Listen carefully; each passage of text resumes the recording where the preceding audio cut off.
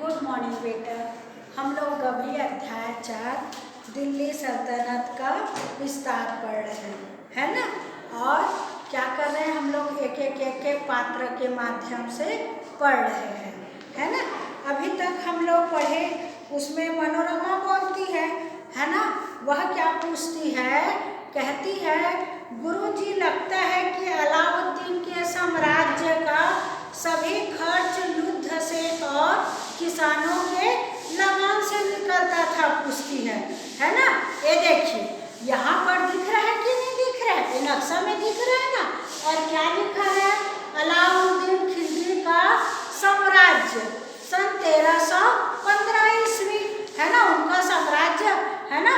ये देखिए लिखा है ना, यहाँ पर चित्तौड़ है, रणथंभौर है ना। इस प्रकार से वो अपना साम्राज्य चला रहे थे, है ना। तभी बच्चे लोग पूछते हैं कि उनके शासन काल में उनका खर्च, है ना, किसानों के लगान से व युद्ध में हुए खर्च सब निकल जाया करते थे, ऐसा करके पूछती है ना। तो गुरुजी क्या कहते हैं, नहीं, कुछ हद तक तो बात ठीक है, लेकिन उस शासन का अधिकांश खर्च किसानों के लिए गए लगान यानी भूमि कर, लगान माने भूमि कर से चलता था, है ना। भूमि कर में जो लेते थे ना, उससे चलता था। अब अलाउद्दीन ने तय किया था कि किसान अपनी उपज का आधा हिस्सा लगान के रूप में देंगे, है ना। और अलाउद्दीन खिलजी ने क्या तय कर दिया था कि किसान अपने उपज का आधा हिस्सा को लगान के रूप में देंगे, है ना। और लगान के रूप में देने का तात्पर्य यह है कि अन्य कर और उनसे वसूल नहीं किया जाएगा, इसी कारण से उनसे फसल की आधा हिस्सा लिया जाता था। ठीक, फिर मनोरमा क्या कहती है, मगर ये तो बहुत ज़्यादा है ना। क्या कहती है, अगर किसान अपना खेती करता है और 4 एकड़ की जमीन है उसकी, है ना, अब आधा फसल देने को बोल रहे हैं, तो ऐसे में तो 2 एकड़ जमीन की फसल ही चली गई लगान के रूप में, तो ज़्यादा हुआ कि नहीं हुआ। तो इसी प्रकार से मनोरमा अपने गुरुजी को कहती है, सर को बोलती है ना।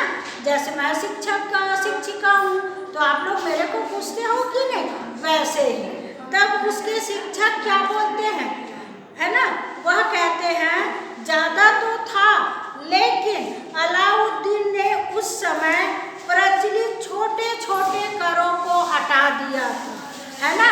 ज़्यादा तो था, लेकिन अलाउद्दीन ने क्या किया, छोटे छोटे करों को हटा दिया था। उन्होंने एक मुश्त में कर लेते थे, है ना, मतलब आधा हिस्सा छोटे छोटे करों को हटा देते थे, जिससे कि उनको कर देना नहीं पड़ता था, है ना। और केवल भूमि कर और चराई कर ही वसूल करने का निश्चय किया था। किसका भूमि कर और चराई कर का ही कर वसूल करने का निर्णय किया था। इससे किसानों को अत्यधिक कर नहीं देना पड़ता था।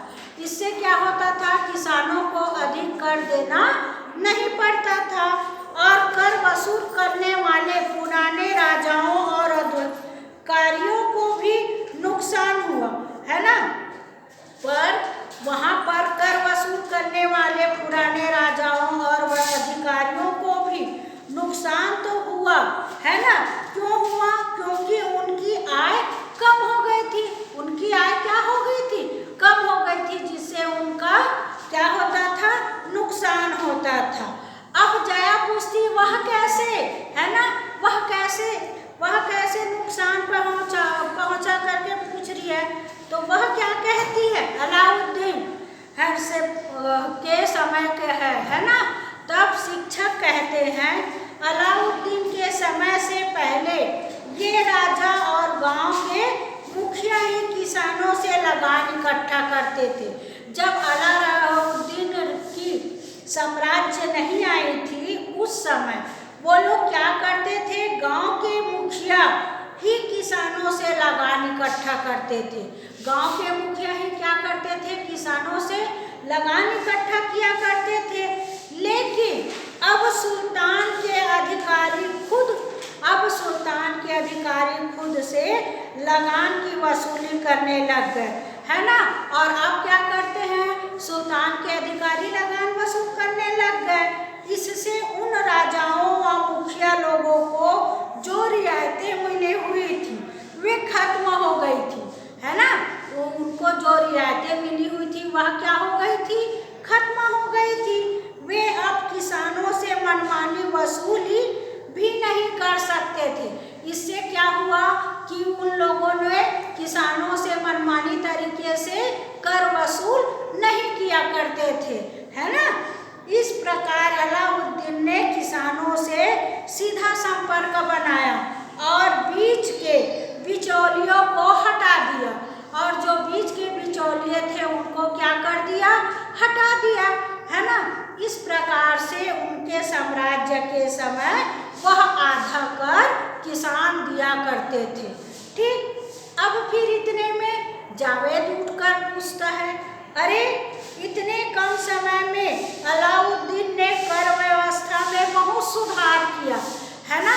क्या कहते हैं, वह कहता है जावेद कि इतने ही कम समय में अलाउद्दीन ने अपने कार्यकाल में बहुत सुंदर, है ना, सुधार कर दिया कर वसूल का, ऐसे करके।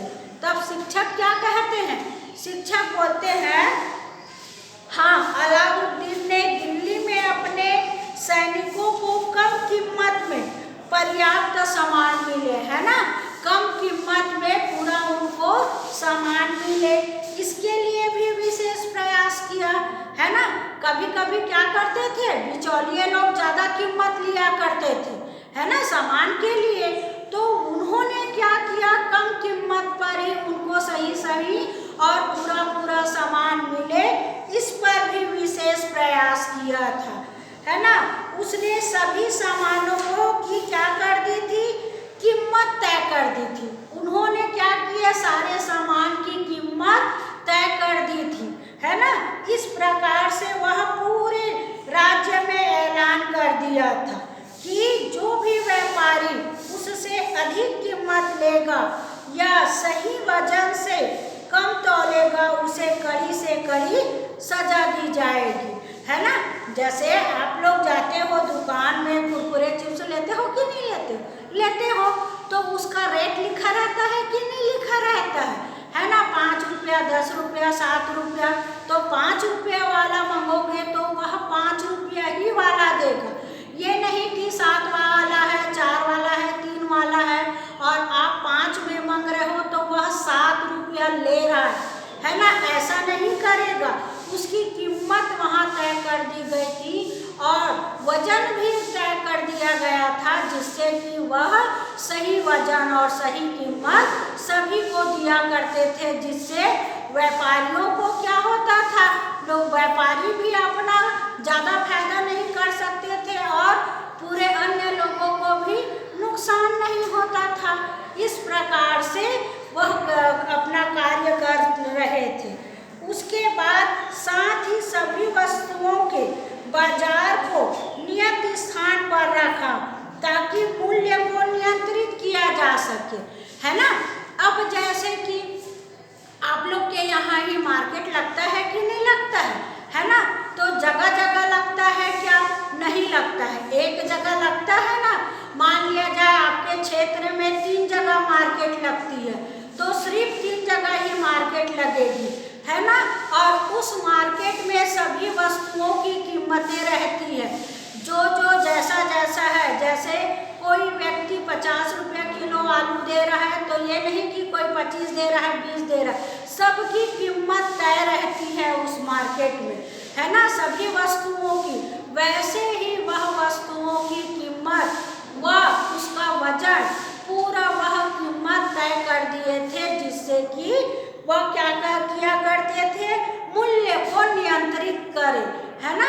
उसके मूल्य को क्या किया, नियंत्रित कर सके, है ना, ज़्यादा में बेच न सके। इस प्रकार से उन्होंने अपने राज्य में सभी वस्तुओं के लिए बाजार को नियत स्थान पर रखा ताकि मूल्य को नियंत्रित कर सके।